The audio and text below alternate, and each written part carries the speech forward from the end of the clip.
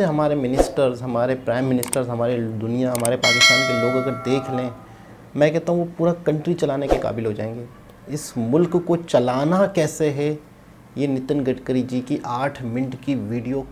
अस्सलाम वालेकुम, नमस्ते, सत श्री अकाल। उम्मीद करता हूँ ठीक होंगे, खुश होंगे दोस्तों। जहाँ रहें खुश रहें, माँ बाप का ख्याल करें, क्योंकि माँ बाप हैं तो सभी कुछ है। दोस्तों आज की हमारी वीडियो है, वीडियो का title America is also demanding this technology from India. कमाल है। India is the number 1 country in the world कि जो इलेक्ट्रोलाइजर का सबसे ज्यादा प्रोडक्शन भारत करता है और अमेरिका में जाता है। अगर $1 के नीचे यानी 80 रुपए में अगर 1 किलो हाइड्रोजन मिलेगा तो 4 लीटर के बराबर होगा, यानी 400 रुपए के डीजल के तुलना में 100 रुपए का हाइड्रोजन। और मुझे कहते थे नितिन, ये आतंकवाद की समस्या क्यों है? मतलब क्यों है? बोले ये पेट्रोल, डीजल और फॉसिल फ्यूल के इंपोर्ट में इस समस्या का समाधान है। अमेरिका धनवान है, इसके कारण अमेरिका के रास्ते अच्छे नहीं हुए। तो अमेरिका के रास्ते अच्छे हुए, इसके कारण अमेरिका धनवान हुई।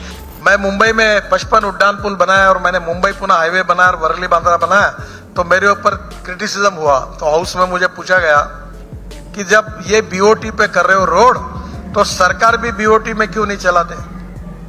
तब मैंने कहा था कि मैं बीओटी के पीछे व्हाट इज माय इंस्पिरेशन, कि मैं मुंबई के पुल, मुंबई पुणे हाईवे, वर्ली बांद्रा, ये पब्लिक प्राइवेट इन्वेस्टमेंट से बनाऊंगा और बजट का पैसा जो कम होगा वो हिंदुस्तान के हर महाराष्ट्र के हर छोटे गांव को, जिस गांव में जाने के लिए रोड नहीं, उसको मैं अच्छा करने के लिए खर्चा करूंगा। मैं 16,000 गांवों को रोड बना सका महाराष्ट्र में।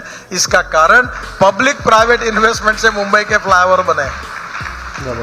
तो inspiration and motivation behind public private investment, ये एक प्रकार से गरीबों का कल्याण, गांव का कल्याण, किसानों का कल्याण, कि आज तक के इतिहास के हिंदुस्तान के सबसे फ्लैगशिप स्कीम प्रधानमंत्री ग्राम सड़क योजना बनाने का सौभाग्य मुझे मिला। और 6.5 लाख गांवों में से 4.5 लाख गांवों को मजबूत रोड से जोड़ने का काम हिंदुस्तान के इतिहास में, यानी गांवों को सही स्वाधीनता और स्वतंत्रता मिली, वो अटल बिहारी वाजपेयी जी की इस पॉलिसी ने दी। यही सुशासन है। अमेरिका धनवान है, इसके कारण अमेरिका के रास्ते अच्छे नहीं हुए। तो अमेरिका के रास्ते अच्छे हुए, इसके कारण अमेरिका धनवान हुई। अटल बिहारी वाजपेयी जी ने ये लाखों गांवों में बसे हुए गरीब लोगों के लिए रोड दिया, बच्चे स्कूल में जाने लगे, गांव का फल फूल सब्जियां दूध गांव में आने लगा, किसान का कल्याण हुआ, गांव की स्कूलें अच्छी हुई, एक प्रकार से नया सामाजिक आर्थिक परिवर्तन हुआ। यही सुशासन है। और मुझे कहते थे नितिन, ये आतंकवाद की समस्या क्यों है? मतलब क्यों है? बोले ये पेट्रोल, डीजल और फॉसिल फ्यूल के इंपोर्ट में इस समस्या का समाधान है। जिस दिन ये इंपोर्ट बंद नहीं होगा, विश्व में आतंकवाद समाप्त नहीं होगा। हमारे देश का आज इंपोर्ट कितना है? 16 लाख करोड़ का है इंपोर्ट। क्या ये इंपोर्ट अगर हमने कम किया, import substitute, cost effective, pollution free और इंडिजिनियस, तो क्या ये 16 लाख करोड़ कहां जाएंगे? ये हिंदुस्तान के गरीब के हाथ में जाएंगे। और इसलिए अल्टरनेटिव फ्यूल और बायोफ्यूल हमारी सरकार ने लाई। मेरा तो मकसद है लाइफ का, साले पेट्रोल डीजल वालों का बैंड बाजा ही बजाना है। इनका जिस दिन एक गुण नहीं आएगा हिंदुस्तान में, वो एक नया स्वातंत्र मिलेगा, ऐसा मैं समझता हूं। ऐसे पोल्यूशन भी हो रहा है। अब किसान शुगर के जूस से इथेनॉल बना रहे हैं, बी मोलाइसिस से इथेनॉल बना रहे हैं, सी मोलाइसिस से इथेनॉल बना रहे हैं, बाम्बू से इथेनॉल बना रहे हैं, कॉर्न से इथेनॉल बना रहे हैं, राइस, कट राइस से, ब्रोकन राइस से इथेनॉल बना रहे हैं, अब फूड ग्रेन से इथेनॉल बन रहा है, परली से, राइस स्ट्रॉ से इथेनॉल बन रहा है। और मेरे पास अभी दिल्ली में गाड़ी है इनोवा। मैं 5-6 जने को कहूंगा कि भाई एक बार ये अल्टरनेटिव फ्यूल और बायोफ्यूल का अंक, एक विशेष अंक करिए। वो गाड़ी में घुमाऊंगा। वो गाड़ी इतनी सुंदर है कि वो 100% इथेनॉल पे चलती है। इथेनॉल का रेट 60 रुपए लीटर, पेट्रोल का 120 रुपए लीटर। गाड़ी इथेनॉल पे चलते हुए 60% बिजली तैयार करती है और 40% इथेनॉल पर चलती है। तो अगर पेट्रोल की पर लीटर एवरेज के हिसाब से हिसाब करेंगे तो पेट्रोल 120 लीटर का जो है वो 25 रुपए लीटर उसका भाव होगा। और ये किसानों ने तैयार किए हुए ईंधन पर पेट्रोल से अच्छा, no pollution, import substitute, cost effective, pollution free और इंडिजीनियस। तो पूरी इथेनॉल की इकोनॉमी अगर हो जाएगी तो पेट्रोल डीजल इंपोर्ट करने की जरूरत क्या है। अब गाड़ी दूसरी है हाइड्रोजन पर। अब ये जो इसका नाम है मिराई, मिराई मीन्स फ्यूचर, भविष्य। मिराई हाइड्रोजन 4 प्रकार का है। पहला हाइड्रोजन जो है वो पेट्रोलियम से निकलता है, वो ब्राउन हाइड्रोजन। दूसरा हाइड्रोजन जो है वो कोयले से बनता है, वो ब्लैक हाइड्रोजन। और तीसरा हाइड्रोजन जो है वो पानी से बनता है और ऑर्गेनिक वेस्ट से बनता है, वो है ग्रीन हाइड्रोजन। अब जो पानी से हाइड्रोजन बनता है उसमें इलेक्ट्रोलाइजर लगते हैं।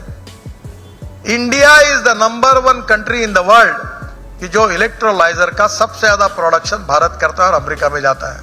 पर 1 किलो हाइड्रोजन के लिए 50 यूनिट पावर लगती है। अगर सोलर पावर 3 रुपए अगर पकड़ेंगे तो 150 रुपए की हो गई। तो हाइड्रोजन का भाव 300 रुपए किलो जाएगा। 1 kilo hydrogen equal to 4 litre of diesel, 3 to 4 litre. तो स्वाभाविक रूप से मैंने तय किया कि हाइड्रोजन का रेट $1 के नीचे लाएंगे। अगर $1 के नीचे यानी 80 रुपए में अगर 1 किलो हाइड्रोजन मिलेगा तो 4 लीटर के बराबर होगा, यानी 400 रुपए के डीजल के तुलना में 100 रुपए का हाइड्रोजन, तो सस्ता होगा। और हाइड्रोजन पर अगर गाड़ियां चलेगी, ट्रक चलेगी, बसेस चलेगी। अब हो गया, टाटा और लेलैंड ने उनके आईसी इंजन में हाइड्रोजन डालने के ट्रक मैंने लॉन्च किए। अब कार आ रही हाइड्रोजन की, बसेस आ रही हाइड्रोजन की, और पानी से हाइड्रोजन निकालने की 2 टेक्नोलॉजी अभी निकली और अभी काफी इंडिया में काम हो रहा है। यही तो राष्ट्रवाद है, यही तो स्वदेशी है। इंपोर्ट को कम करना, एक्सपोर्ट को बढ़ाना, गरीबी को दूर करना, एम्प्लॉयमेंट पोटेंशियल को खड़ा करना। 50 लाख लोगों को रोजगार मिलेगा। अब मैं ऑटोमोबाइल इंडस्ट्री का मंत्री हूं। हमारी ऑटोमोबाइल इंडस्ट्री जब हमारी सरकार आई, जो मोदी जी ने चार्ज लिया, तब 7 लाख करोड़ की थी। आज हमारी इंडस्ट्री 12.5 लाख करोड़ की है। और this is the industry which create maximum job. 4.5 crore लोगों को जॉब दिया है। राज्य सरकार और भारत सरकार को सबसे ज्यादा जीएसटी देने वाली इंडस्ट्री है। और ये जो इंडस्ट्री है ये हमारा सबसे ज्यादा एक्सपोर्ट करने वाली है।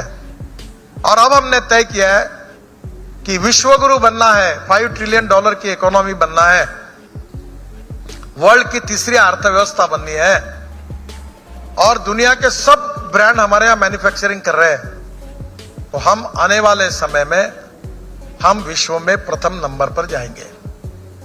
और मैं विश्वास दिलाता हूं 5 साल के अंदर, अभी फिलहाल स्थिति ऐसी है कि चाइना पहले नंबर पर, अमेरिका दूसरे नंबर पर, भारत तीसरे नंबर पर आत्मनिर्भर भारत सुशासन के द्वारा, हमारे विचारों के द्वारा आने वाले समय में 5 साल के अंदर ये इंडस्ट्री हम लोग विश्व की नंबर 1 की ऑटोमोबाइल इंडस्ट्री बनेंगे और निश्चित रूप से पूरे देश को एक्सपोर्ट करेंगे।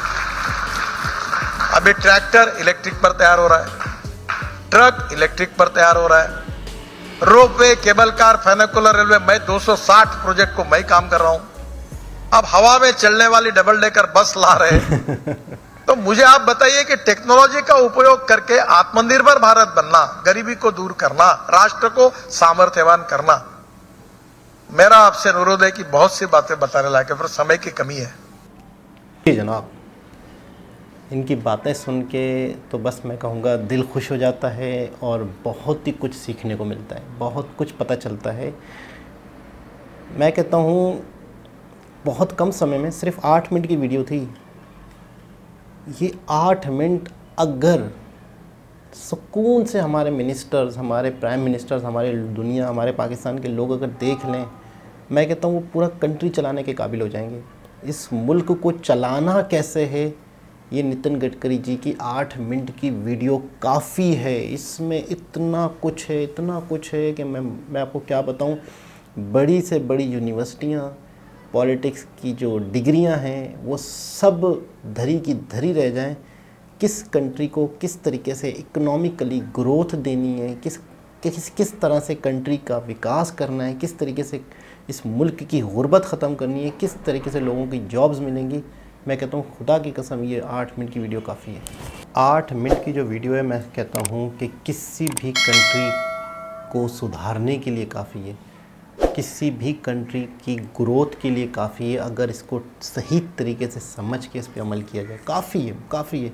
किस तरीके से बायोफ्यूल के बारे में, किस तरीके से सड़कों के बारे में, किस तरीके से मुल्क का विकास, किस तरीके से किसानों की ज़िंदगी बेहतर बनाना, सब कुछ इसके अंदर शामिल हो गया। सब कुछ बहुत ही शॉर्ट तरीके से मैं कहता हूँ कि मतलब क्या हमारे लोगों को ये चीज़ समझ नहीं आ रही, किस तरीके से ये चीज़ होगी। मतलब मुझे तो इतनी बेचैनी होती है, बस नहीं चलता कि मैं क्या करूं। यकीन करें, बस काश के कुछ कर पाता।